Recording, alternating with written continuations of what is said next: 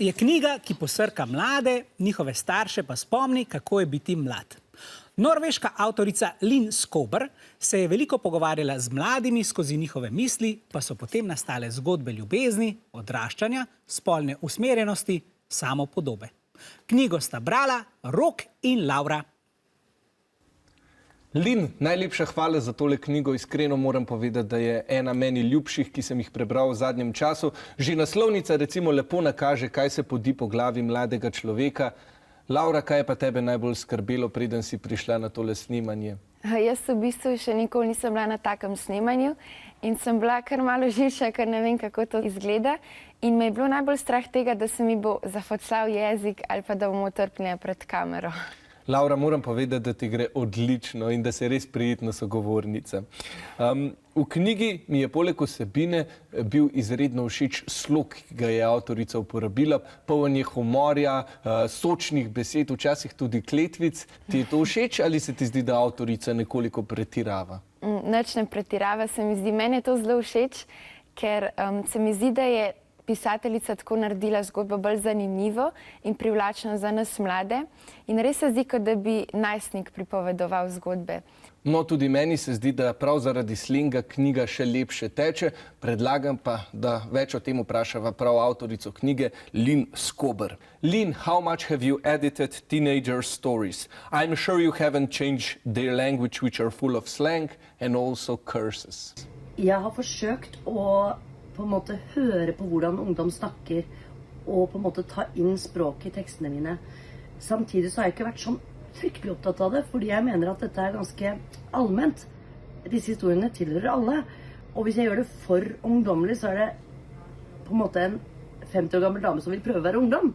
Så jeg har på en måte bare forsøkt å bruke ordene slik jeg har de. Jeg har også forsøkt å holde meg ganske mye unna sosiale medier i tekstene mine, for det er ting jeg ikke kan så mye om, som ungdommene kan masse om. Så det eneste jeg har med er Instagram, for det kan jeg. Linn, najlepša hvala. No, meni je bila izredno všeč zgodba Kaj mami, a če hočem iti za konec tedna na vikend. Kaj pa tebi?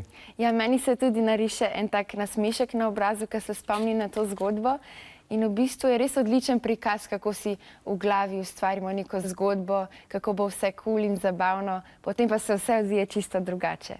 No, zanimive pa so tudi ilustracije, take surrealistično resnične, res lepo dopolnijo zgodbo. Kakšno bi si dal kar na steno? Ja, meni se tudi zdi, da so zelo lepe, prikažejo, kako se na koncu počutijo junaki. Laura, najlepša hvala, jaz ti želim eno lepo odraščanje, čim manj stresa, čim manj mozoljev in čim več ljubezni. Skoraj odrasel pa je tudi naš Juž, ki mu sedaj v studio predajam besedo. Hvala lepa, Rok. Ja, poglejmo, če ste dobro poslušali, kaj sta povedala Rok in Laura. Tole je vprašanje povezano s knjigo. Roka in Lauro je ob branju knjige Čez potok, ne čez most navdušil slog pripovedi. Kaj je po Laurinem mnenju zgodbo naredilo bolj privlačno? A. Zaradi slenga zgodba lepše teče. B. Zgodba je polna poznanih sočnih besed. C. Zaradi slenga se zdi, da zgodbo pripoveduje najstnik. Ali D. Jezik izraža, kako se počuti junak zgodbe. Jaz mislim, da je C, kaj rekla.